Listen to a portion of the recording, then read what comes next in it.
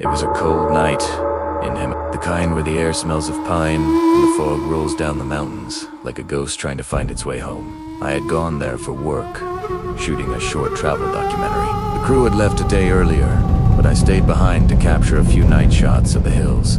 Looking back, I wish I hadn't. Around 8 p.m. I locked my small guest house room and walked out with my camera and tripod. The caretaker, an old Pahadi man named Dev, warned me, "Beta, don't call out into the mountains at night. Here, the voices come back to you." I just laughed it off. "Don't worry, Dev G. I'm just shooting with my camera, not shouting." He just shook his head and muttered, "Just remember, the mountains are listening." The village lights were few and far between. Crickets sang from the woods, and the wind whispered through the trees. It was the perfect atmosphere. I set up my tripod facing the dark outline of the valley below. Through the viewfinder, the lights looked like fallen stars. For the first half hour, everything was peaceful. But then, I heard it, a faint hum, like someone trying to copy the sound of the wind. I froze, tilted my head. It wasn't the wind. It was a voice soft, rhythmic, and oddly familiar. I turned around, thinking someone from the village might be walking up the path.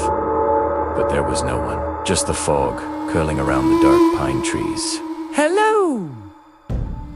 I called out, half joking. My voice echoed into the darkness, bounced back, and then, a few seconds later, I heard it again. Hello, the exact same tone. It was my voice. I blinked, confused. "Who's there?" I shouted louder, my voice now laced with a bit of nervousness. "Who's there?"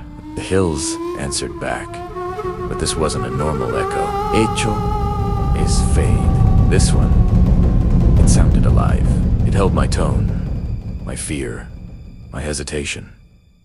Panic started to set in. I decided to pack up, but my hands were shaking, and the tripod legs got tangled. The fog had thickened around me, the air heavy with a strange, wet cold. And then I heard footsteps, soft crunches in the soil, mimicking mine perfectly. When I stopped, they stopped. When I moved, they followed. It was like a shadow was walking with me, a shadow I could hear but not see. "Stop it. Whoever you are," I yelled, my voice cracking. And then I heard it in my own voice saying, "Stop it. Whoever you are, but this time." It came from right behind me, spoon around nothing. Just an empty path, swallowed by fog. My breath clouded the air, and I could feel my heartbeat echoing in my ears, a frantic drum against the silence. I had to get back to the guest house. I started running, stumbling down the path that wound through the trees. Moonlight broke through the branches in pale, silver patches, making the shadows dance. Every step I took, I could hear it someone, or something taking the same steps, in perfect rhythm.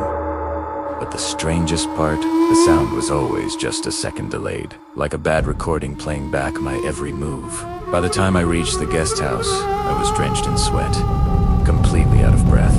Dev was sitting by a small bonfire outside, his face lit orange by the flames. I collapsed near him and told him everything in one frantic rush. He didn't react. He just looked at me with those tired, ancient eyes and said, "I told you. The mountains listen, and sometimes they answer." I scrambled inside, bolted the door, and sat on the bed, my body trembling, trying to calm myself. The silence in the room was suffocating. My camera bag lay open on the floor. I reached for it, thinking I needed to check the footage. Maybe I was just imagining things. Maybe the echo was just playing tricks on me in the fog. I had to see for myself. I took out the camera and pressed play. The video started, normal crisp mountain air, distant village lights, my own voice testing the mic. Then, around the 2-minute mark, something changed. On the screen, I saw myself turn towards the darkness. I heard myself say, "Hello," but the reply on the video came asterisk before asterisk. I spoke. The echo answered first. I froze, my blood turning to ice. On the screen, my face looked pale, confused exactly how I'd felt. But as the clip went on, I noticed something horrifying. In the far background, behind me, the fog seemed to move against the wind. It was forming a shape. Human, but not solid. It was like the mist itself was trying to wear my outline, to become me.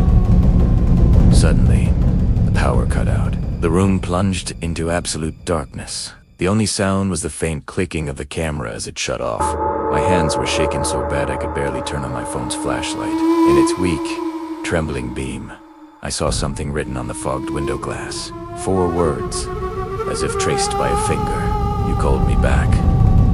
I stumbled backward, hitting a chair. The phone slipped from my grasp, rolled across the floor, its beam now facing the door. And in that faint circle of light, I saw it. A silhouette standing exactly like me. Same height.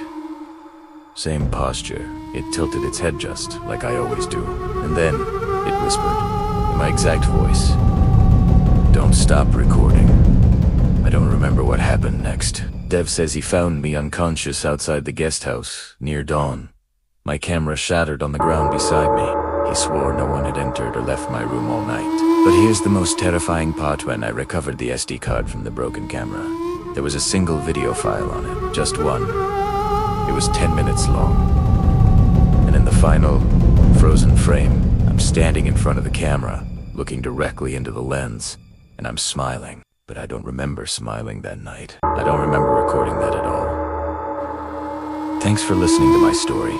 If you've ever had a strange experience in the mountains, let me know in the comments below. Don't forget to like this video and subscribe for more stories from the dark. Stay safe out there.